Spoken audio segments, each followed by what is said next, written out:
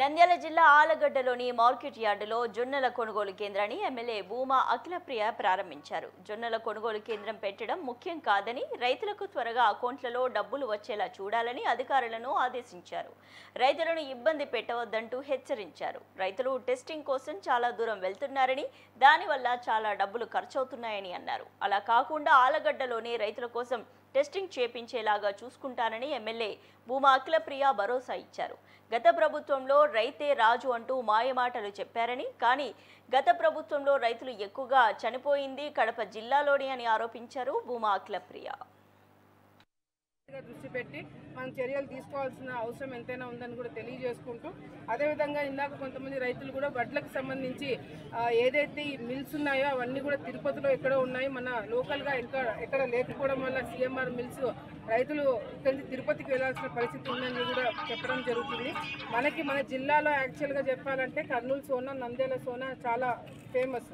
అటువంటిది ఇక్కడ మిల్స్ లేకపోవడం వల్ల చాలామంది రైతులు ఇబ్బందులు పడుతున్నారు. కాబట్టి మన లోకల్గానే మన జిల్లాలో కావచ్చు లేదా ఆలగడ్డలో కావచ్చు ఈ మిల్స్ పెట్టడానికి మేము కూడా ఏర్పాట్లు చేయడానికి అధికారులతో, అదేవిధంగా సీఎం గారి దృష్టితో మాట్లాడి దీనికి ఏదైతే మనము చేయగలుగుతామో ఇక్కడ మిల్స్ పెట్టడానికి అవకాశం ఉంటే తప్పకుండా ఇక్కడ కూడా పెట్టిస్తామని చెప్పి రైతులకు నేను మాట చెప్పడం జరిగింది. సో దానికి తగినట్టుగానే మేము అన్ని విధాలుగా రైతు అనే వాళ్ళు బాగుపడేలాగా మేము చూసుకోవడం జరుగుతుంది. నిన్న మొన్న కూడా నేను ఆలమూరు, అదేవిధంగా చిన్న వంగలి, పెద్ద వంగలికి కూడా వెళ్ళడం జరిగింది. అక్కడ కూడా హార్టికల్చరు, పప్పాయ, బనానా, లేకపోతే కొన్ని చోట్ల కొన్ని క్రాప్స్, హార్టికల్చర్ క్రాప్స్ డ్యామేజ్ అవ్వడం జరిగింది అనుకోకుండా పెద్ద గాలి వర్షం రావడంతో ఆ పర్టికులర్ ఏరియాలో.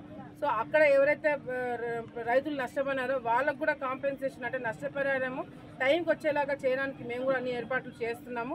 వన్స్ రిపోర్ట్ తయారు అవ్వగానే కలెక్టర్ గారితో మాట్లాడి సీఎం ఆఫీస్కి పంపించి రైతుకి బాగుపడేలాగా, రైతుకి నష్టం లేకుండా చూసుకోవడానికి మా వంతు మేము కృషి చేస్తున్నామని చెప్పి కూడా ఈ సందర్భంగా తెలియజేస్తున్నాం.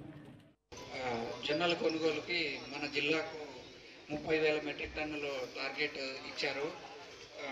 సో క్వింటాకు 3,371 రూపాయలు ఇవ్వడం జరుగుతుంది. ట్రాన్స్పోర్టేషను సంచులు కూడా ఇస్తాము. మాలి ఖర్చులను మీరు పెట్టుకుంటే 17 రూపాయల 17 పైసలు క్వింటాల్కు మీ అకౌంట్లోనే దాంతోపాటు జొన్నల డబ్బులతో పాటు ఇది కూడా జమ చేయడం జరుగుతుంది.